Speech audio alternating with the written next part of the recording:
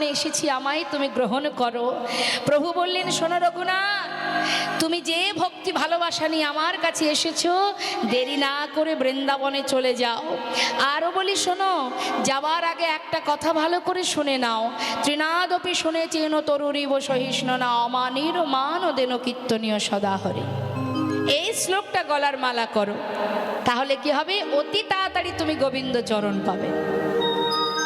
তৃণাদপি শুনেছেন তরুরিব সহিষ্ণু না অমানিন মানদেন কীর্তনীয় সদাহরি। অর্থাৎ তৃণের ন্যায়, বৃক্ষের ন্যায় সহিষ্ণুতা থাকতে হবে। যাকে কেউ সম্মান করে না, বৈষ্ণবের স্বভাব হবে কি? তাকে সম্মান করা। প্রত্যেকে যাকে ঘেন্না করে, যাকে দেখলে দূর থেকে হেঁটে যায়, বৈষ্ণবের লক্ষণ হবে সবাইকে সমান দৃষ্টিতে ভালোবাসা। আর তৃণের থেকেও নত হতে হবে, আর সর্বদাই ভগবত চিন্তা করতে হবে। এটা হলো বৈষ্ণবের লক্ষণ। এটুকু যদি তুমি গলার মালা করতে পারো, অতি তাড়াতাড়ি তুমি কৃষ্ণপাদ পদ্ম লাভ করতে পারবে। তা সেই রঘুনাথ দাস শ্রবণ করে পথের পাগল হয়েছিল মা। শ্রবণের এটাই হলো মহিমা। শাস্ত্রে বললেন, শুনলে যার মহিমা।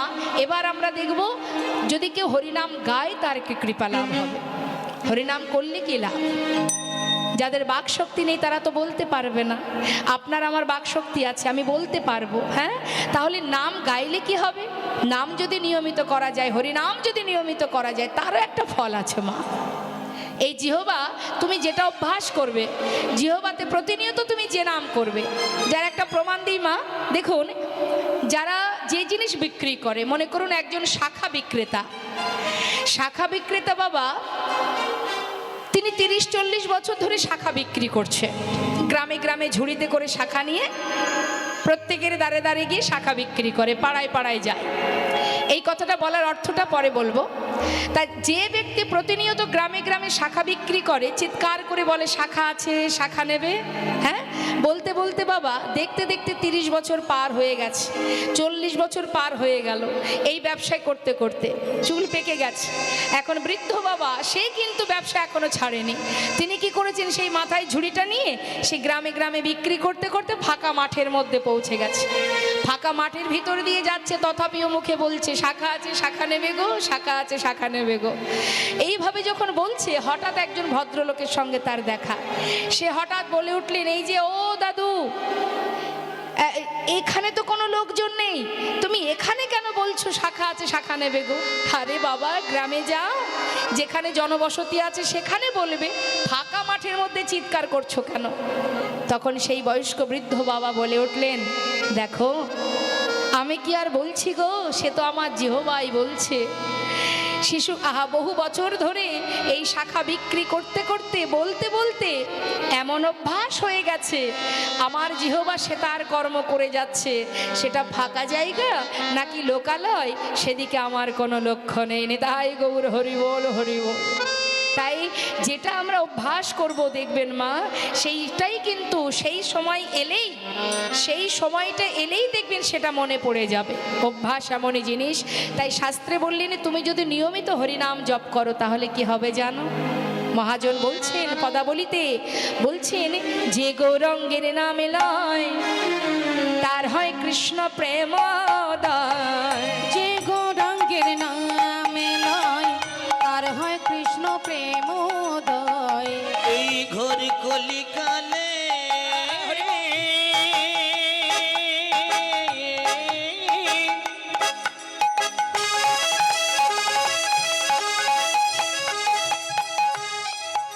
যে আমার গৌরাঙ্গের নামে লয়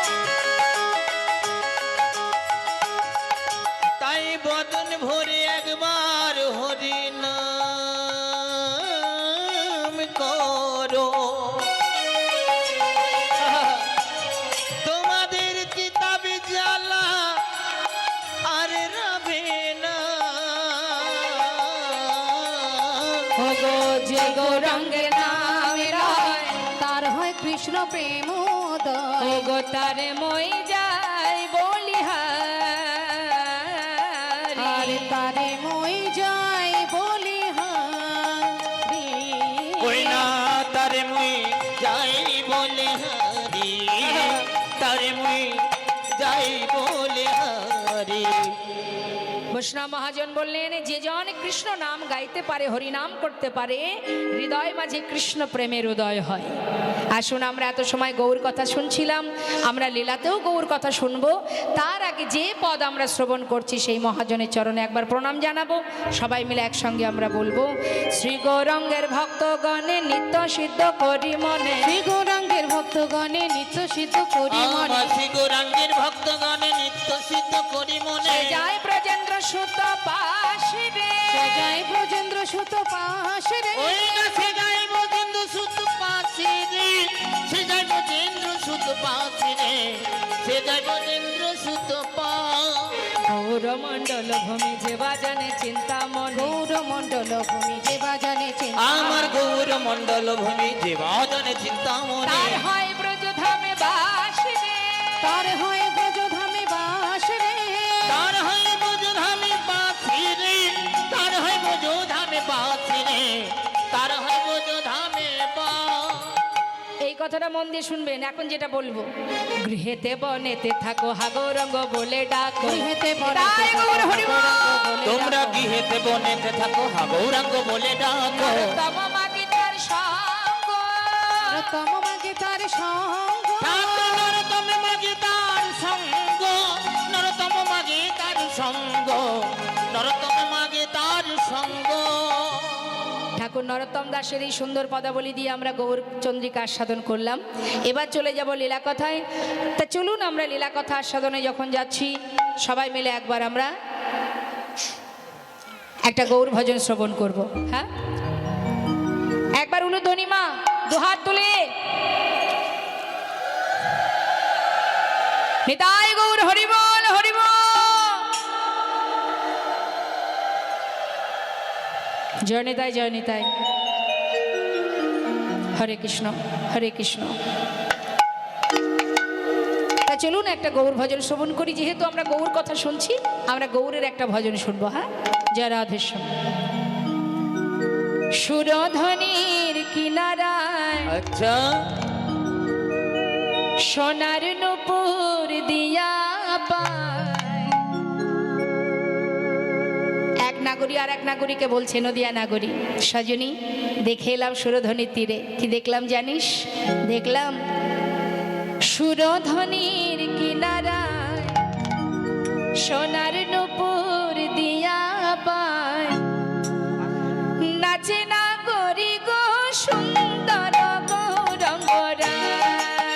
ওই না সুরধ্বনি কিনারায় সোনানপুর দিয়া পায়, নাচে না করি গো সুন্দর গৌরাঙ্গরা। ওই সুরধ্বনির কিনারায় সোনানুপুর দিয়া পায়, নাচে না গরি গো সুন্দর গৌরাঙ্গরা। আহা সুন্দর, আহা সুন্দর, আহা সুন্দর গৌরঙ্গরায়, নাগরি গো সুন্দর গৌরাঙ্গরা। ওই না সুরধ্বনি কিনারায় সোনানপুর দিয়া পায়, নাচে না করি গো সুন্দর গৌরাঙ্গরা। গৌর হরি কি জয় নবদ্বীপ ধাম কি। জয়।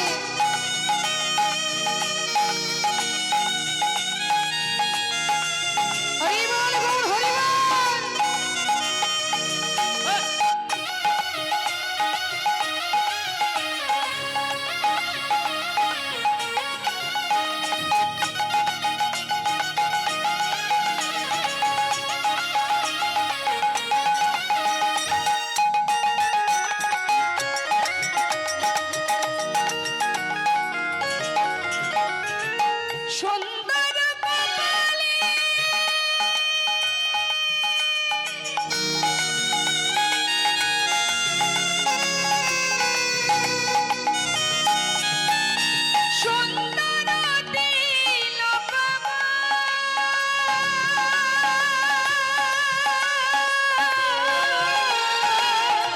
ওই সুন্দর কপালে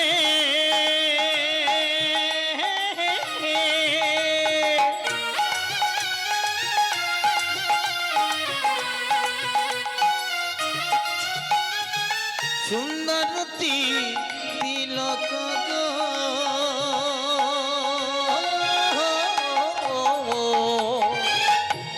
কে সুন্দর জগতে? হরে কৃষ্ণ। আমাদের একটু দেখতে সুন্দর হলে আমাদের খুব অহংকার হয় না মা? দেখবেন শুধু যে টাকাতেই অহংকার হয় তা কিন্তু নয়। আবার দেখবেন অনেকের পাণ্ডিত্যের অহংকার আছে, কারোর আবার রূপের অহংকার আছে। হ্যাঁ, অহংকার বিভিন্ন কারণে হয়। কিন্তু তোমার আমার রূপ দেখলে কয়েকজন ভুলবে, আর যার রূপতে ত্রিভুবন ভুলে যায় যার রূপ দেখে, তাহলে সুন্দর তো সেটাই। কি আছে, আমরা অনেক কিছু পরলে অনেক কিছু সাজলে তবেই আমাদের দেখতে ভাল লাগে, না হলে তো ভাল লাগে না। কিন্তু যে অঙ্গে দামি গহনা নেই, দামি বসন নেই, কিচ্ছু নেই, হ্যাঁ, তাহলে সেই রূপ সেই অঙ্গ সুন্দর হতে সুন্দরতম, যাকে দেখলে শুধু আমার আপনার মতন ব্যক্তি নয়, কত রাজা, কত মন্ত্রী, কত মুসলমান বিধর্মী যারা, তারাও পাগল হয়েছেন, যেমন কাজী নজরুল ইসলাম। তা এইরকম অনেক ভক্ত আছে, সম্রাট আকবর, নাসির মাহমুদ, আব্দুল করিম। তাহলে রূপ তো সেটাই, যাকে দেখলে সবাই ভোলে। তাই বলছেন মহাজন, সুন্দর কপালে সুন্দর তিলক গো। ওই না সুন্দর কপালে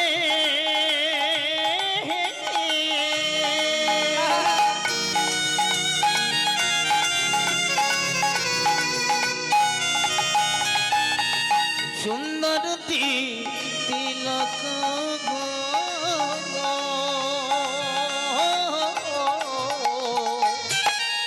দেখো সুন্দর রেখা, আচ্ছা সুন্দর এখানে নামা বলি গায়, না গরি গো সুন্দর গৌরঙ্গ রায়। ওই না সুরধনির কিনারায় সোনার পুজিয়া পায়, না করি গো সুন্দর গৌরাঙ্গ হরি বল। গৌর হরি কি নয়।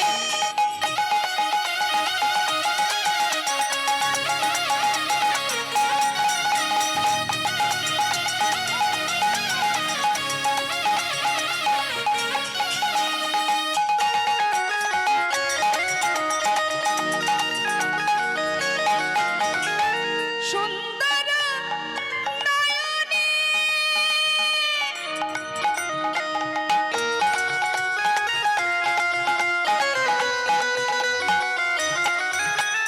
চাই গো রাজার পানে গো,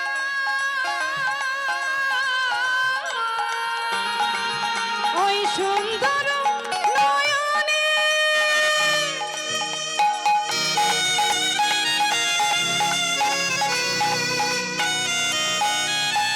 চাই গো রাজার পানে গো। বাবা, আজ এত রাত্রি পর্যন্ত আপনারা এখানে বসে আছেন, একটা জিনিস অনুভব করুন মা, যার কথা শ্রবণের জন্য এখানে এসেছেন তাকে তো চোখে দেখেননি, শুধুমাত্র শোনার জন্য আপনারা পাগল পাগলিনীর ন্যায় ছুটে এসেছেন এখানে। তাহলে কতটা ভালোবাসলে তবেই তার কথা শুনেও আপনারা সন্তুষ্ট। হ্যাঁ, শোনার জন্য এত রাত ধরে সব ছেড়ে কর্ম ছেড়ে বসে আছেন, এটাই তো ভালোবাসার মহিমা। তাহলে যাকে চোখে না দেখে শুধু শোনার জন্য পাগল হয়েছেন, তাকে যদি সামনে কেউ একবার দেখে, আর কি সেই জীব ঘরে যেতে পারবে? তাই নদিয়া নাগরী বলছি, জানিস সজনী, ওই নয়নে যদি কারোর দিকে সে একবার তাকায়, ওরে ও তার দেহ ছাইরা তাই নাকি? এই মনটা লয়া যায় না গরি গো সুন্দর গৌরঙ্গ রায়। ওই না সুরধনির কিনারায় সোনার পুজিয়া পায়, না করি গো সুন্দর গৌরাঙ্গ রায়। সুন্দর গৌরঙ্গ রায়, ওই না সুন্দর গৌরাঙ্গ রায়। সুন্দর গৌরঙ্গ রায়, আয় সুন্দর গৌরাঙ্গ রায়। সুন্দর গৌরঙ্গ রায়। জয়নিতায় জয় গো জয় রাধেশ্যাম। শ্রীধাম নবদ্বীপের মাঝে নদিয়ার চাঁদ গৌর সুন্দর কলির ভগবান যিনি আমাদেরকে ধরায় পাঠিয়ে দিয়েও তিনি কিন্তু স্থির নেই। তিনি এসেছেন কেন? আমাদেরকে উদ্ধার করবার জন্য, নিয়ে যাবার জন্য। তা ভাবনিধি গৌর সুন্দর তিনি এসেছেন কলিজীবকে উদ্ধার করার জন্য। দুটো কারণ মা, একটা মুখ্য একটা গৌণ। একদিকে শ্রীমতী রাধারানীর প্রেম রস আস্বাদন করা, আর একদিকে জীবকে উদ্ধার করা। তা প্রভু আমার তিনি নদিয়ায় এসেছেন শচীগর্ভ সিন্ধু মাঝে। নবদ্বীপে শচী মায়ের কোল আলো করে আসার পরেও তিনি নানাবিধ লীলা করেছেন। শুধুমাত্র হরিনাম প্রচারের জন্য, ধর্ম প্রচারের জন্য তিনি নবদ্বীপ ছেড়ে চিরতরে সন্ন্যাসী হয়ে নানা তীর্থ ভ্রমণ করেছেন আর হরিনাম প্রচার করে গেছেন। তা আজ আমার গৌর সুন্দর তিনি একসময় নবদ্বীপ ছেড়ে কাটোয়া কাঞ্চননগরী কেশব ভারতীর আশ্রম থেকে সন্ন্যাস ধর্ম গ্রহণ করে তিনি যখন বৃন্দাবনে চলে যাচ্ছিলেন, সেই সময় গৌরহরির দাদা, কে গো মা? গৌরহরির দাদা কে? হরে কৃষ্ণ। গৌরহরির দাদার নাম কি? জোরে বলুন। হ্যাঁ, নিত্যানন্দ প্রভু তিনি কি করেছিলেন? পথের মাঝখান থেকে গৌরহরিকে ধরে এনে শান্তিপুরে অদ্বৈত আচার্য প্রভুর ঘরে মায়ের সঙ্গে আবার পুনরায় গৌরহরির মিলন করান। মা দেখলেন কি ছেলে সন্ন্যাসী হয়ে গেছে, আর যে ছেলে একবার সন্ন্যাস ধর্ম গ্রহণ করে সেই ছেলে কিন্তু আর মায়ের সংসারে আবদ্ধ থাকে না। তাই আজ প্রভু আমার যখনই চলে যাচ্ছেন, যখন মায়ের কোলে মিলন হলো, তখন মা বললেন, বাবা তুই যখন সন্ন্যাসী হয়েই গেছিস, আমি তো আর তোকে ঘরে বেঁধে রাখতে পারবো না। মা তাহলে তুমি আমাকে অনুমতি করো, আমি চলে যাই বৃন্দাবনে।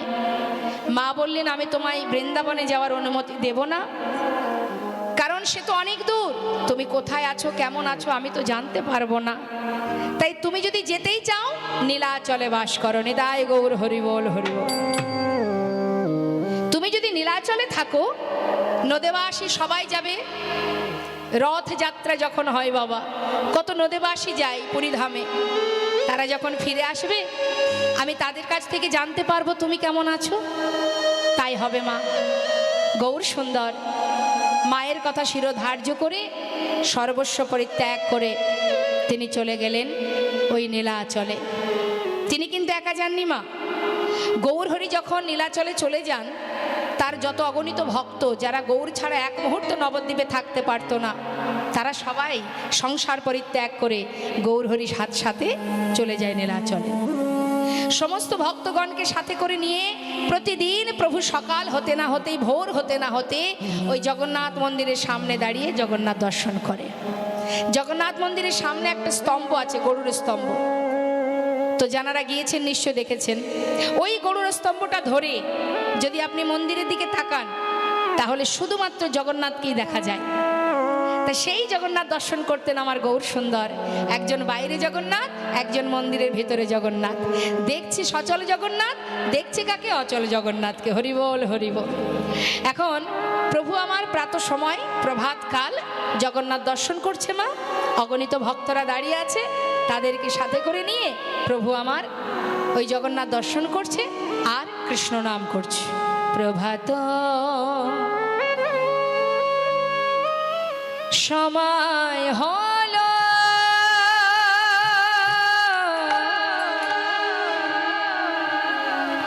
কৃষ্ণ কৃষ্ণ বলো। প্রভাত সময় হলো, কৃষ্ণ কৃষ্ণ বলো। প্রভাত সময় হলো, কৃষ্ণ কৃষ্ণ বলো। প্রভাত সময় হলো, কৃষ্ণ কৃষ্ণ বলো। কৃষ্ণ ভজ কৃষ্ণ চিন্ত, কৃষ্ণ নামে করসান। নাম বিনা কলি জীবে গো